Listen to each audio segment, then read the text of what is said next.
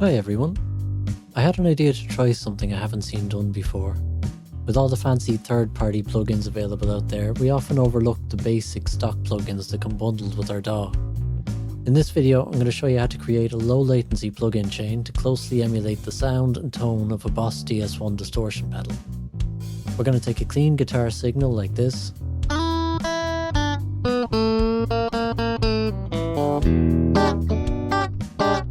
and turn it into this.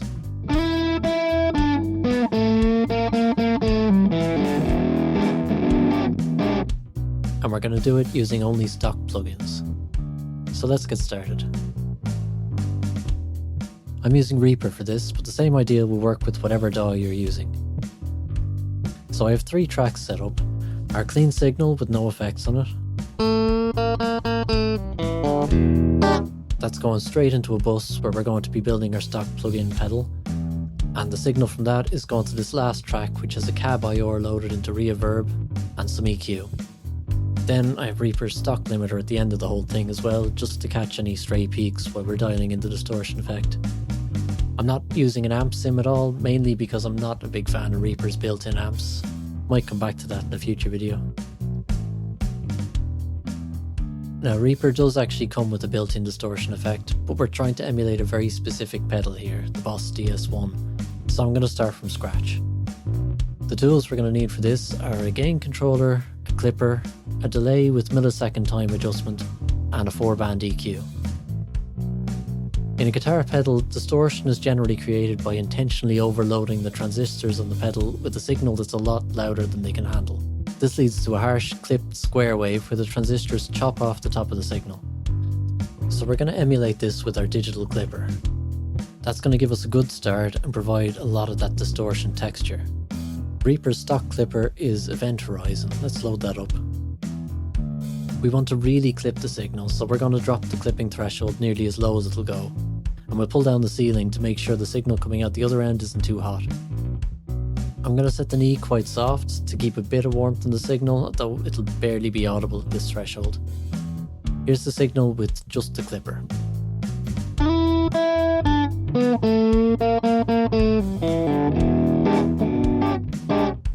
That's a good start, but we're not quite at DS1 levels just yet. We could run the whole thing through a second clipper to increase the distortion, but we can get the same results by simply increasing the volume of the signal going into the clipper we already have. So we'll stick our stock gain plugin at the start of our chain and boost the signal by 18 decibels. That should be loads to get the distortion we're looking for.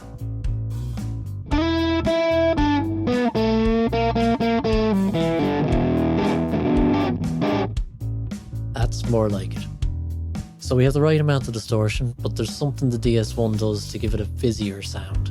It's not extra distortion, but more of a comb filter effect. Reaper doesn't have a stock comb filter plugin, but that's not a problem. We can make one ourselves. That's where our delay comes in. By setting the length of the delay to only a few milliseconds, we can offset the original signal by just a few samples. When we mix this back in with the original, it causes some of the waves to clash and cancel each other out. And that gives us a natural comb filter where some frequencies are boosted and some are cut all the way up the audible spectrum. What we end up with is a slightly more phasey, harmonic sound that's a lot closer to what we're looking for.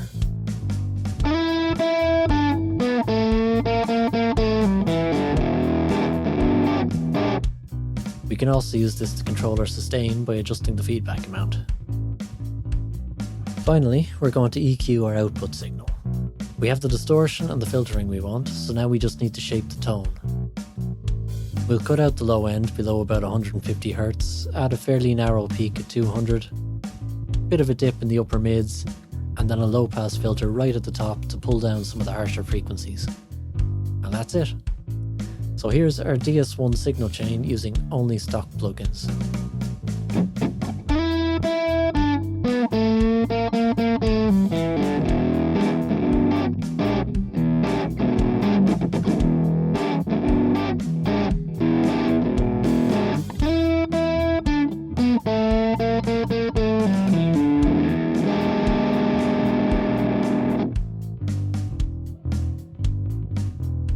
Unfortunately, I don't have a physical DS1 pedal handy to compare our chain with, But I have this plugin from Brainworks, the Distortion, which is an emulation of the DS1, so we'll use that for a comparison.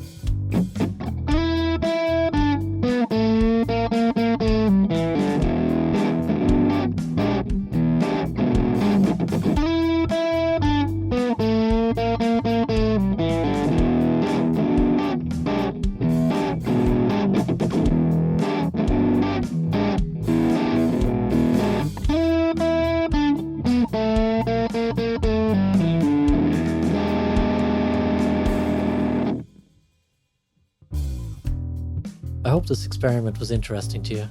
This wasn't just about emulating a DS1, but a demonstration of what's possible using the very basic plugins that are just sitting there in your DAW. The takeaway message is, don't underestimate your stock plugins. They're lightweight, well optimized, and in a lot of cases they sound just as good as third-party plugins with their fancy UIs. I'd encourage you to give this a go yourself. Pick a very specific pedal or effect you like the sound of and see if you can get a similar sound using only stock plugins. I'd love to hear how you get on in the comments. I'm thinking of making a few more of these myself, so subscribe if you'd be interested in seeing more content like this.